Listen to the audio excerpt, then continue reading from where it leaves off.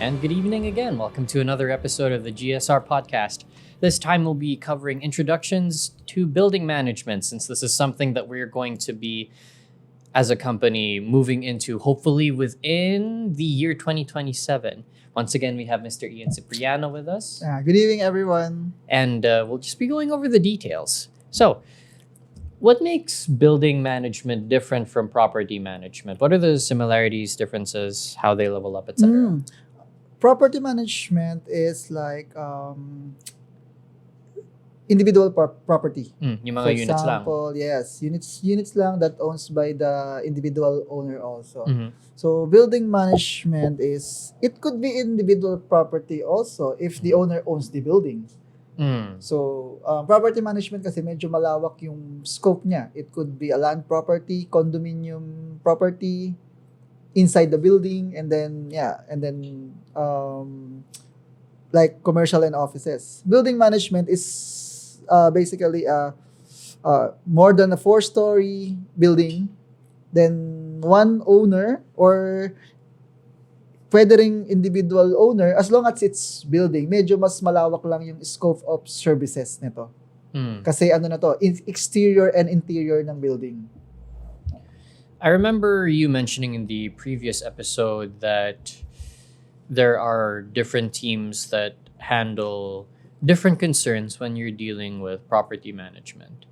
Yung baga warranty stuff, admin stuff, etc. So does that mean GSR is going to also be assembling its own or overseeing its own warranty teams, admin teams, maintenance teams, and the like? Yes. Medyo mas malaki lang yung scope. Over. Oo, kasi dun sa property management, yun lang, mga warranty lang yung mga pwede mong i-consider, and then the admin. Sa building management naman is even yung city hall building permits is kailangan mong i-consider. So marami yan, may mga fire safety rules na kailangan mong i-comply with the fire safety engineering ng nasasakupang city. So even yung sa barangay, may mga barangay permit, and then if the building is like a mixed use development, for example, there's a commercial there, may mga business permit pa to. So medyo mas malaki yung scope niya. Nandun tayo, may management of billing and collection, finding a tenants, housekeeping, and then maintenance. Pero may mga ganitong klaseng documentation side na nire-renew mo. Or may mga may mga financial statement ka rin na kailangan i-comply with the taxes. So medyo mas malawak siya. That means we're going to be expecting GSR to scale up even more because it's going to be an expansion on everything that we're doing.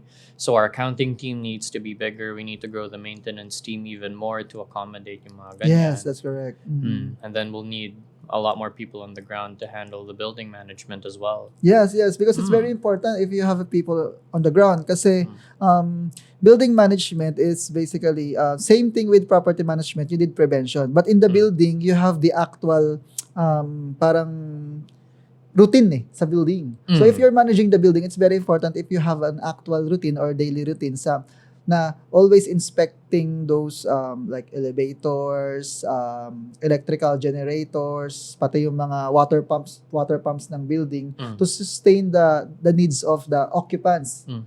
So yun yung mga kailangan mong i-consider, and then even the securities of the, aside from owning an individual property inside the building, ngayon dahil ikaw na yung building management, ikaw din yung parang nagmamanage ng security nito. So meaning that really is a lot. So some teams that we need to form would be like security team, maintenance, and accounting branch specifically for buildings. Tapos kailangan ilaki yung maintenance team because we're dealing with not just individual unit exteriors and interiors, but whole building exteriors and interiors. Yes. Do we have any other prospective clients aside from the ones we're considering in Quezon City right now, or are we only going to focus in that area muna?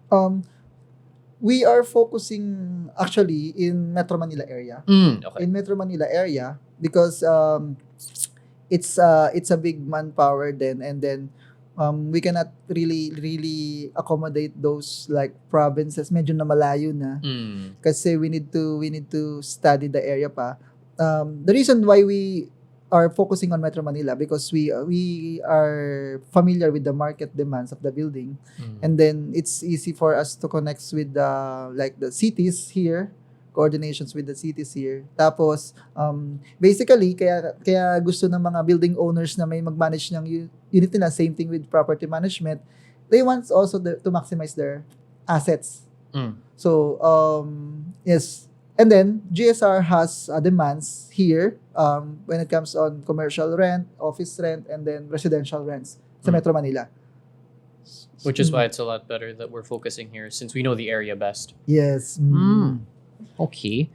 I remember one of the wonderful gentlemen who got to attend our quarterly Brokers Connect, si Mr. Richard Anderton. Wow, hi, Sir Richard. Yeah. He was super happy that we were going to start getting into building management because one of the apparent issues that we can improve on and address now that we're in this sector is maintenance. Yeah, because condo units have a contract of around 100 years usually, right? And one of the chief complaints of a lot of foreign investors apparently is that maintained buildings in the Philippines can be either hard to find or are very in demand. There's not enough supply. So what can we do here in GSR that are really good actionable steps for maintaining our buildings? What do you think we can do to make it more attractive to foreign investors? Okay. The objective of GSR, why GSR is going through this kind of upscaling, yes. And then the objective with the building management is we want to parang apply yung Japanese building management dito sa Pilipinas. So not only the system but the manpowers, the community na we want to apply is we want to bring it here sa Philippines. For example, like the Japan technology. One of the strength of GSR, we have a network that can supply yung mga needs ng building dito. Even the quality, kasi most of the building dito, yung parang timeline of their wear and tear is parang 5 years lang, 10 years na. Ramdam mo na luma yung building. Oo. So, we want to apply those long-term materials na can last the building. Tignan mo yung sa Japan, medyo ang tatagal na ng building and even houses. Pero pag pumasok ka parang ano ba nila? Parang bago pa yung Yes, very maintained, very new. Parang then most of them, yung hotel doon is parang luma na yung hotel pero pag pumasok ka, di mo makikita na may sira. Parang lahat functional. So, we want to deliver that kind of building management culture dito sa Pilipinas. That's great. That means things like more renewable energy sources and ways to bring down the costs of electric and water bills. No? Yes, that's possible. Pwede din yan. Yung, for example, we can if we apply yung technology sa Pilipinas, sa Japan na nakita ko na yung nakausap naming company is yung to save yung electricity ng isang buong building, aircon. So, even yung hydro electricity na, pwede na lang. Which is its cost. Pero kung long term, sobrang sulit nun. So, yung mga ganong technology, isa yon sa mga gustong i-apply ni GSR dito sa mga building dito. That's why we enter tong ganitong classing services. As building managers, do we have the authority to talk with developers regarding large-scale building renovations, like replacing or double-checking or future-proofing the plumbing or electric or power sources of the whole building? If you are the property manager already. If you're the building manager, yes. Kaya ba yan? Yes. Oh, okay. Oo. Kasi being a property manager of the whole building, nagkakaroon ka ng ng monthly report with the developers. Kasi parang having a property manager dun sa project ng isang developer, it's a branding help din sa mga developer. Para sa next project nila, kung maganda yung dinevelop na community ng property manager doon, is magandang branding para sa mga next project nila. Ngayon, yung mga ganitong recommendations na sa tingin mo makakatulong to develop a good community and then a well-maintained building, tapos na it will cost you parang yung manageable yung cost from the association dues collections ng building na hindi yung nagsasuffer yung developer, I think you have the rights talaga to recommend. And then it's up to the developer to accept the recommendations and then help you with the implementation. What's the process like for something like that? Like say you want to upgrade or future-proof yung plumbing ng buong building. Paano yung renovations niya? Will there be certain days where the developer can ask the tenants for time for the unit to be maintained in such a way? Or aantayin ba nila na walang tenant yung mga units para iayos o i-upgrade yung mga existing infrastructure niya? Depende sa building. Kapag ang building is sobrang daming residentials, maraming units sa loob, is medyo matagal, mahirap yun. So kung ang building is 4-story, like a dormitory, pwedeng one-time repairs. And then pwede naman yung medyo gradually floor by floor. So it depends sa repair. Pero kung talagang built na yung building and then parang we want to change, ang mangyayari dito, hindi change, replace kasi medyo matrabaho. Parang upgrade lang. Okay. So yung mga embedded, yung mga installed na kailangan i-chip, siguro hindi na. Maglalagay lang ng mga connections. Kunyari sa water, parang for example, one of the hotel in Japan, yung parang water nila is purified na siya. So you can drink water na talaga from the faucet and then from the shower. So parang nagiging alkaline water siya.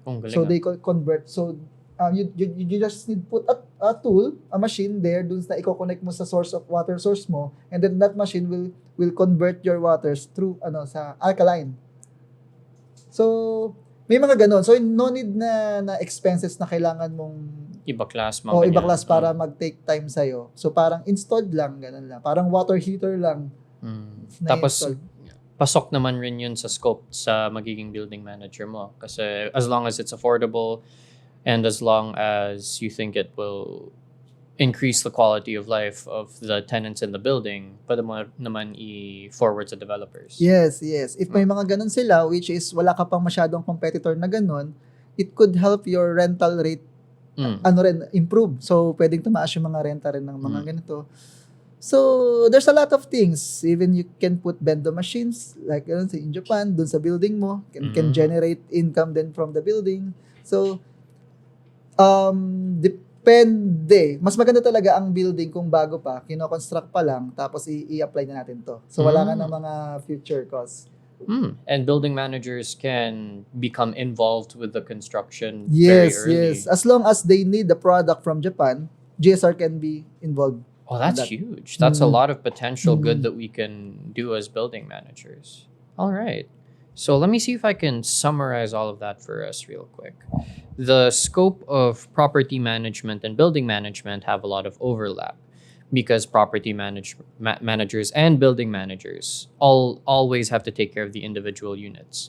Pero mas malaki yung scope ng building managers because you're dealing with city-wide ordinances. So certifications for the city, government stuff, in addition to the building as a whole. So that means routine building maintenance for everything that makes the building keep going. So yung talagang buong plumbing, buong tubig, buong electrical ng building. After that, we're also going to, as building managers, we also have to be the ones to monitor and or even organize our own maintenance teams, security teams, admin teams as well. So the scope of work is much bigger, which is why our focus has to be more on sa macro kaysa sa micro side ng property management. As for potential good that we can do, but as building managers, pwede natin i-upgrade yung mga existing technologies, pwede rin natin i-suggest sa developer o sa building owner kung may mga improvements na pwede natin gawin para umangat yung quality of life ng mga nakatira dyan, depending on the size of the building, whether it's constructed or not, etc. That's correct.